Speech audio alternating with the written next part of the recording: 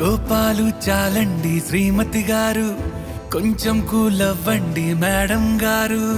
చామంతి నవ్వే విసిరే మీరు, కసిరేస్తూ ఉన్నా బాగున్నారు. సరదాగా సాగే సమయంలోన మరిచిపోతే బాధ కబురు. వద్దు అంటూ ఆపేదెవరు? కోపాలు చాలండి శ్రీమతి గారు, కొంచెం కూలవ్వండి మేడం గారు.